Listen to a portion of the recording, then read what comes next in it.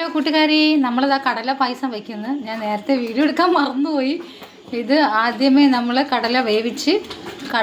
കുക്കറിൽ വേവിച്ചിട്ട് ഒന്ന് ക്രഷ് ചെയ്ത് അരച്ചെടുത്ത് മിക്സിയിൽ മാറ്റി വെച്ച്, എന്നിട്ട് 2 തേങ്ങ എടുത്ത് അതിൻ്റെ 1-ാം പാലും വെച്ച് 2-ാം പാലും 2 പാലേ എടുത്തുള്ളൂ വെച്ചിട്ടുണ്ട്. അപ്പം ആദ്യമേ നമ്മൾ കുറച്ച് നെയ്യ് ഒഴിച്ചതിന് ശേഷം കുറച്ച് പാലൊഴിച്ചിട്ട് ശർക്കര പാനി കാച്ചി വെച്ചിരുന്ന് അതൊഴിച്ചതിന് ശേഷം ചവ്വരി വേവിച്ചത് ഇട്ട് കൊടുത്ത്, ചവ്വരി വേവിച്ചത് ഇട്ടതിന് ശേഷം നമ്മൾ മറ്റേ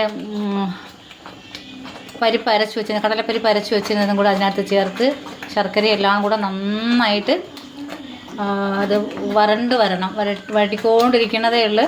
നന്നായിട്ട് കുറച്ചും കൂടെ കുറുകി നന്നായിട്ട് വരണ്ട് വരുമ്പോൾ നമ്മൾ വീണ്ടും കുറച്ച് 2-ാം പാൽ ഒഴിച്ചു കൊടുക്കും. അതും ഇതുപോലെ നന്നായിട്ട് വരണ്ട് വരും. അപ്പോൾ നമുക്ക് കണ്ടോ, ഞാൻ ആദ്യം വീഡിയോ എടുക്കാൻ മറന്നുപോയി. ഇതിൻ്റെ അമ്മയാണ് ഇളക്കണത്. അപ്പോൾ ഇനി നമുക്ക് 2-ാം പാൽ ഒഴിച്ചിട്ട് കാണാം. അങ്ങനെ നമ്മുടെ കടല പായസം കുറച്ച് പാലൂടെ ഒഴിച്ച്, 2-ാമത്തേന്ന് കുറച്ച് പാലൂടെ ഒഴിച്ച് ഇനി അടുത്ത 2-ാം പാൽ ഫുള്ളായിട്ട് അമ്മ ഒഴിക്കുന്നുണ്ട്.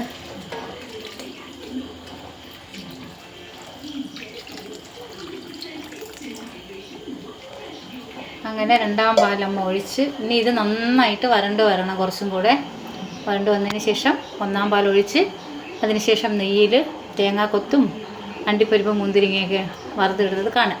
ഇനി വരണ്ട് വരുമ്പോൾ കാണാം.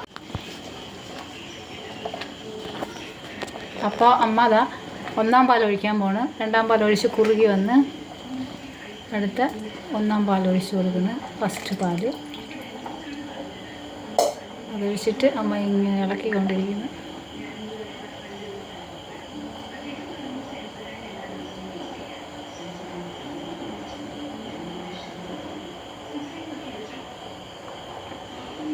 നമുക്ക് ഇറക്കുമ്പോൾ കാണാം. അങ്ങനെ പായസം റെഡിയായി.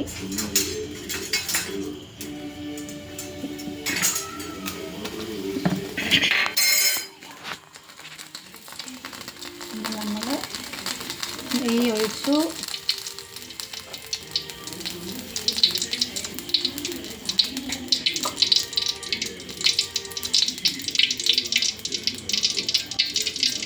നെയ്യൊന്ന് ചൂടാവട്ടെ.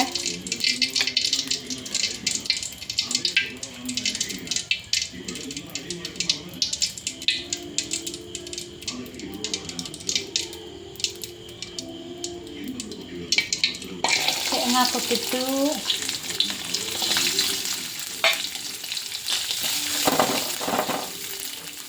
തേങ്ങാക്കൊത്തൊന്ന് ബ്രൗൺ കളറായി വരട്ടെ.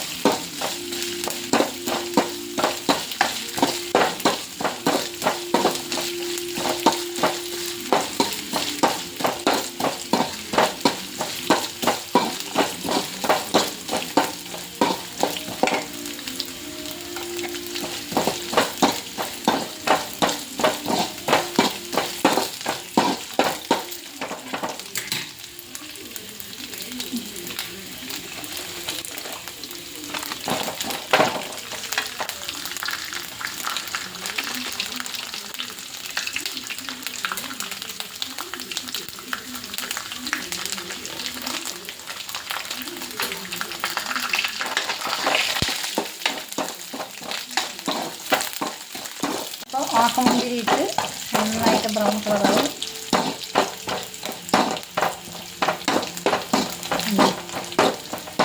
മുന്തിരി എല്ലാം പൊങ്ങി വന്നു.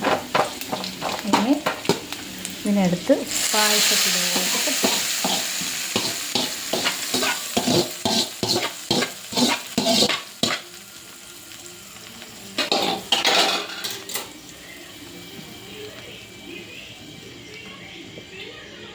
അപ്പോൾ നമ്മുടെ കടലപ്പായസം റെഡിയായി.